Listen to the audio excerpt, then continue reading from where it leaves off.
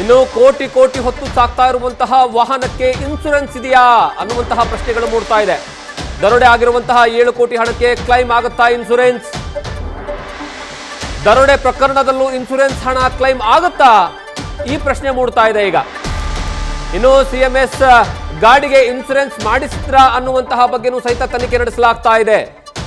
ಯಾವುದೇ ಒಂದು ಸಂಸ್ಥೆ ಈ ರೀತಿಯಾಗಿ ಹಣವನ್ನ ತೆಗೆದುಕೊಂಡು ಹೋಗಿ ಎಟಿಎಂಗಳಿಗೆ ಏನಂದ್ರೆ ಹಾಕುವಂತಹ ವಾಹನಗಳಿರ್ತಾವಲ್ಲ, ಅದಕ್ಕೆ ಸಂಪೂರ್ಣವಾಗಿ ಇನ್ಶೂರೆನ್ಸ್ ಇರುತ್ತೆ. ಆದರೆ ಈ ವೆಹಿಕಲ್ಗಳಲ್ಲಿ ಕೆಲವೊಂದು ಅನುಮಾನಗಳು ಮೂಡ್ತಾ ಇದ್ದಾವೆ. ಫಾರ್ ಎಕ್ಸಾಂಪಲ್, ಎಮರ್ಜೆನ್ಸಿ ಬಟನ್ ಅಲ್ಲಿ ವರ್ಕ್ ಆಗಬೇಕು, ವರ್ಕ್ ಆಗ್ತಾ ಇಲ್ಲ. ಅದ್ರ ಜೊತೆಗೆ ಅಲ್ಲಿರುವಂತಹ ಸಿಬ್ಬಂದಿಗಳು ಸಮರ್ಪಕವಾದಂತಹ ಏನಂದ್ರೆ ಮಾಹಿತಿಯನ್ನು ಕೊಡಬೇಕಿತ್ತು, ಅದನ್ನು ಸಹಿತ ಆಗಿಲ್ಲ.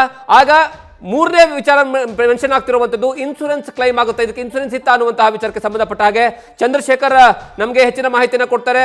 ಚಂದ್ರಶೇಖರ್, ಇದಕ್ಕೆ ಇನ್ಶೂರೆನ್ಸ್ ಮಾಡಿಸಿದ್ರಾ ಅಥವಾ ಇನ್ಶೂರೆನ್ಸ್ ಕ್ಲೈಮ್ ಆಗುತ್ತಾ? ಒಂದ್ ವೇಳೆ ಇನ್ಶೂರೆನ್ಸ್ ಕ್ಲೈಮ್ ಆಗೋದಿದ್ರೆ ಯಾವೆಲ್ಲ ಟರ್ಮ್ಸ್ ಅಂಡ್ ಕಂಡೀಷನ್ಸ್ ಗಳಿರುತ್ತೆ ಅಂತ?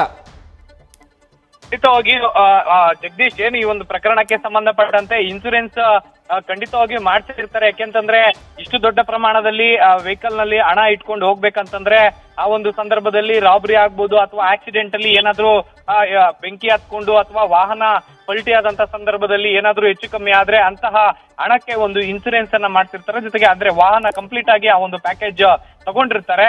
ಆದ್ರೆ ಈ ಒಂದು ಪ್ರಕರಣದಲ್ಲಿ ಎಲ್ಲೋ ಒಂದು ಕಡೆ ಮೊದಲಿಗೆ ಈಗಾಗ್ಲೇ ಏನು ಆ ಏಜೆನ್ಸಿಯ ಮೇಲೆ ಒಂದು ಅನುಮಾನ ಇರೋದ್ರಿಂದ ಆ ಒಂದು ಟೆಕ್ನಿಕಲ್ ಇದ್ರ ಮೇಲೆ ಅವ್ರಿಗೆ ಕ್ಲೈಮ್ ಆಗೋದು ಬಹು ಕಷ್ಟ ಅಂತಾನೆ ಹೇಳ್ಬೋದು. ಯಾಕೆಂತಂದ್ರೆ ಇವರ ಇನ್ವಾಲ್ವ್ಮೆಂಟ್ ಏನಾದ್ರೂ ಇದ್ರೆ ಕಳ್ತನ ವಿಚಾರವಾಗಿ ಇವರ ಸಂಸ್ಥೆಯ ಏನು ಯಾರಾದ್ರೂ ಸಿಬ್ಬಂದಿ ಭಾಗಿಯಾಗಿದ್ದಲ್ಲಿ ಈ ರಾಬರಿಯಲ್ಲಿ ಆ ಒಂದು ಸಂದರ್ಭದಲ್ಲಿ ಇನ್ಸೂರೆನ್ಸ್ ಕ್ಲೈಮ್ ಆಗೋದು ಸಾಕಷ್ಟು ಕಷ್ಟನೇ ಅಂತಾನೆ ಹೇಳ್ಬೋದು. ಯಾಕೆಂತಂದ್ರೆ ಇವರೇ ಪ್ಲಾನ್ ಮಾಡಿ ಏನಾದ್ರೂ ಕದ್ದಿದ್ರೆ ಆ ಒಂದು ಹಣವನ್ನ ಇನ್ಸೂರೆನ್ಸ್ ಏನು ಪೊಲೀಸರ ಒಂದು ವರದಿಯ ಆಧಾರದ ಮೇಲೆ ಮಾತ್ರ ಇನ್ಸೂರೆನ್ಸ್ ಕ್ಲೈಮ್ ಆಗುವಂತಹದ್ದು.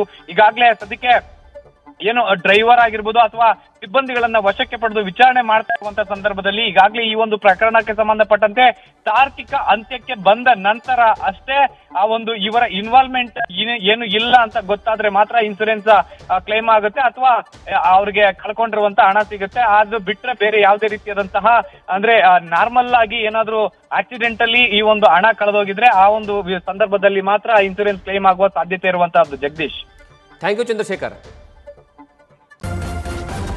ನ್ಯೂಸ್ ಫಸ್ಟ್ ನಿರ್ಭೀತಿಯಿಂದ ನಿಮ್ಮ ಪರವಾಗಿ.